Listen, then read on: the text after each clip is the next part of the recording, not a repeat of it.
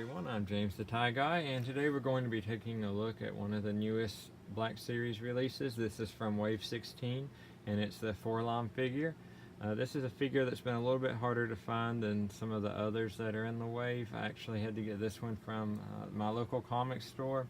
It's been hard to find them at retail price, in store or online.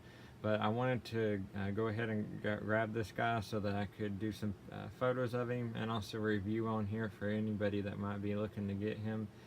If you find him anywhere near retail, I definitely would advise to pick him up.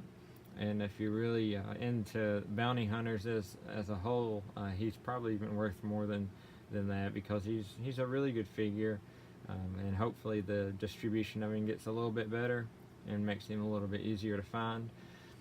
But we'll go ahead and start by taking him out of the box. If we take a quick look at the box here, it's pretty much your standard Black Series fare.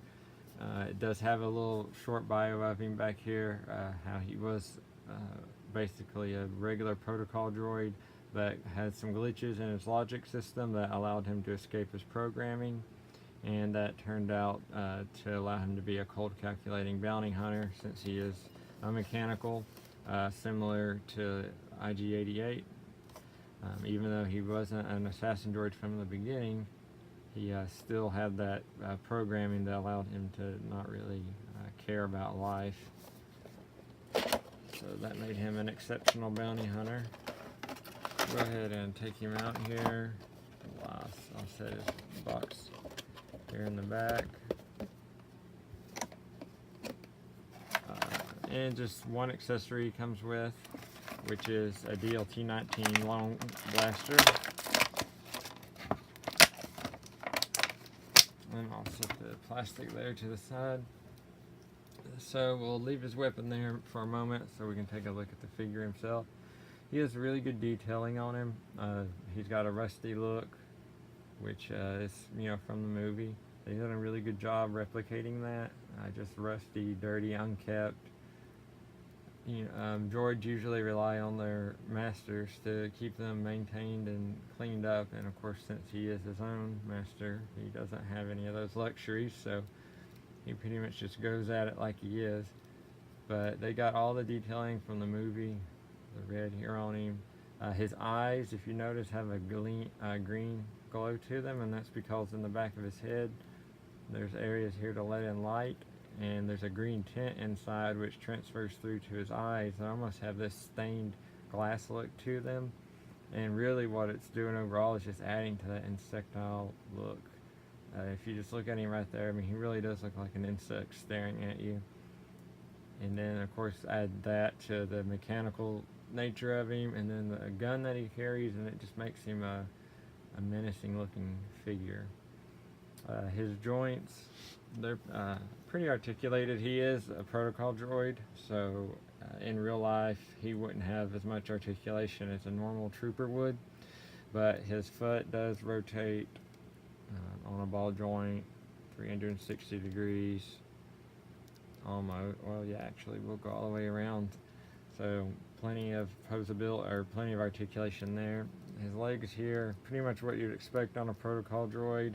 They bend like that in an unnatural way because he is mechanical. Same way with his other leg here. His arms are a little bit less articulated than a human figure would be, which is to be expected because of the piece right here. It allows him to move his forearm like that. So not a whole lot, but there is articulation. His arm, or his hands, 360 degrees for the both of them. He has one trigger finger right there. His head will go 360, and left to right, front to back. Really good range of motion there. His arms rotate 360 degrees. He's a very photogenic figure, should I say. If you take a look at my photo gallery of him, just the look of him combined with the green on his eyes that shine through with the light, I was able to get some really nice looking pictures with him. He's really came through good.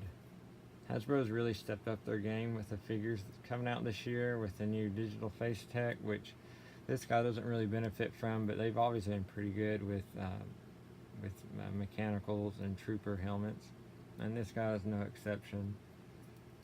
For a $20 retail figure, he's excellent, considering that anything from Japan is going to be easily twice to 3 times that amount. If you can find this guy for retail, can't beat it. As far as gun, it's just a standard DLT-19 long blaster. It's somewhat translucent in the handle, as you can see there, which is a little bit different than the DLT-19 that have come with some other of my Black Series figures. I'm not sure if they're just changing their manufacturing or what, but it is kind of see-through there, which I found a little bit odd. He holds it pretty well with his trigger finger here. Now, because it is such a long gun, there's only certain ways that you can pose it that look realistic. The way that I most used was just with him holding it with one hand and then his other hand supporting the under the barrel, if you can get it like that. Something similar to that. He can hold it up in the air, by his side, but it's so long that it's almost as tall as he is. It looks a little bit strange. But he is a droid, so he's going to have increased strength over a human, and he's not going to care about comfort. So he could hold it a variety of different ways and still look realistic. I'll do a 360 on him there. You can see the little details here, the rusting around his joints, dirt, you know, just years of accumulated dirt and grime and little to no maintenance. But that's what gives him such character. So that's the LOM Black Series figure. I'll see if I can get him to sit here. He's not as easy to stand up as some figures because his feet are pretty small, since he's just a protocol droid at heart, but he will pose. This is a slightly uneven surface, so got to take that into account. But overall, a really nice figure. He's one of my favorites easily. He looks really great with the Greedo that I've gotten that came out several years ago. I can't wait for the Dengar to be released, because he's really going to benefit from the new facial tech. And once the Zuckuss comes out, you're going to hope. It'd be nice if they do another IG-88 with a little bit better scale. I'm not sure if they will, but either way, they're all going to look really, really great together as 6-inch scale bounty hunters. If you have any questions about this guy, let me know. Drop me a comment down below or on my Facebook page, and I'll be happy to help you out in any way that I can. I do have some other Black Series figures coming. They are in the mail now. I'm getting a Commander Wolf. He is actually coming from Canada, because he hasn't been released here in the States yet, but he did show up in a few EB games in Canada.